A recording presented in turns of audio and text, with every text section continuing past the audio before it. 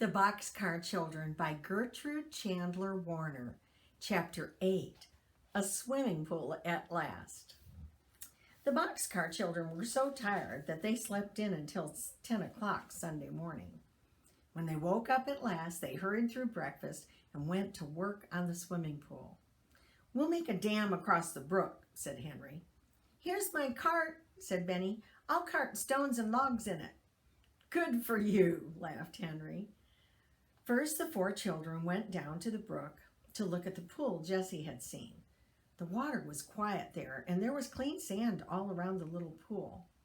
"It's big enough for a swimming pool," Henry remarked, "but I don't think it's deep enough." He put a long stick in to see how deep it was, and when he looked at the wet stick, he found that the water was only about a foot deep. "The swimming pool should be 3 times as deep," he said, "and then it will be deep enough to swim in and won't be too deep for Benny. We'll build the dam here with logs and stones." While the other children started the dam, Jessie washed all their stockings. "We won't want our stockings on while we're working in the brook," she remarked, as she rinsed them and hung them on the clothesline to dry. "So this is a good time to wash them." It was hard work building the dam, but the children liked hard work. Henry and Jessie pulled the logs to the brook, and Violet and Benny carried the stones with the help of the cart. Now and then Henry was called on to help with the heavy stone, but the 2 younger children carried most of them. "Splash the stones right into the water," Henry told them, "but be careful to keep them in line with these 2 trees." The children watched with delighted eyes as the wall of stones under the water began to grow higher and higher. "The rock wall will help to hold the logs in place," said Henry. At last it was time to lay the logs across the brook. "Let's lay the first ones between these 2 trees," said Jessie, "and then the trees will hold the end of the logs." "Good work," cried Henry, much pleased. "That's just what we'll do." But when the first big log was splashed into place on top of the stone wall, the water began to run over the top of the log and around both ends. "Oh dear," cried Jessie, "the water runs around the end every time. What shall we do?" "Well, we'll have to put lots of logs on with a brush between them," said Henry. "We'll put on so many that the water can't get through." They laid 3 logs across with 3 more on top of them and 3 more on top of those. Violet filled her arms with brush and held it in place until each log was laid. Benny filled the holes at the ends of the logs with flat stones. Such wet children never were seen before, but the hot sun would dry them off, and no one cared. When the 3 top logs were laid in place at last, the 4 tired children sat down to watch the pool fill. But Henry could not sit still as the water came higher and higher up the dam. "See how deep the pool is getting? See how still it is?" And at last the pool was full, and the water came over the top of the dam and made another waterfall. "Just like a mill dam," said Henry. "Now the pool is deep enough for all of us to swim in."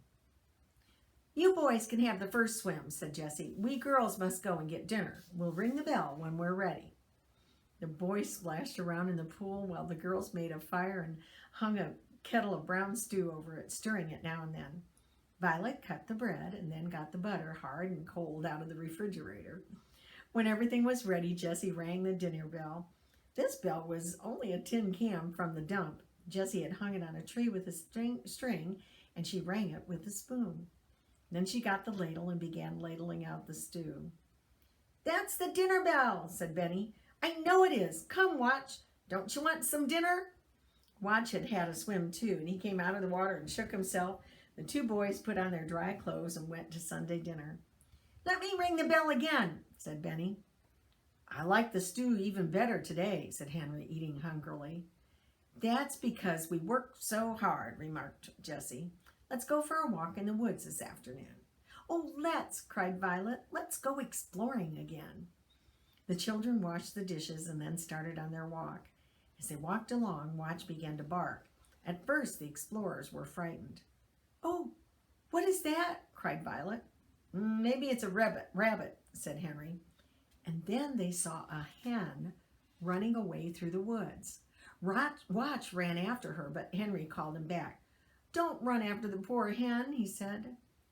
"The hen has a nest," remarked Benny. "What?" said Jessie. Well, she has some eggs in it. Come here and see, said Benny. Jessie looked on the ground where Benny was pointing and saw a nest with 5 eggs in it. A runaway hen, said Jessie. She wanted to hide her nest so she would have some chickens. We'll have eggs for supper. I know how to cook eggs. The eggs made a delicious supper. Jessie put them in a bowl with a little salt, and Violet took a little spoon and stirred them as hard as she could. Put in some milk, Violet, said Jessie, and stir them some more. Henry started up a fire, and the big kettle was hung over the fire. Jessie put in some butter, and she watched the butter until it was nice and brown, and then she put in the eggs. Sit down, she said, and be all ready to eat when the eggs are done. Violet put the blue tablecloth on the ground. She got the bread and butter and the plates and spoons, and the children all sat ready for supper. Here I come, cried Jessie. Hold out your plates. Oh, Jessie, cried Benny, this is the best meal I ever ate. I found the eggs and you cooked them. Yes, you did, Benny, said Henry, and thank you for the fine meal. Tomorrow we'll just have to eat bread and milk, said Jessie. But when tomorrow came, the children had more than bread and milk, as you will see. Don't forget to subscribe to my channel. And remember, the Principal Grandma says, you'll never know what comes next until you turn the page.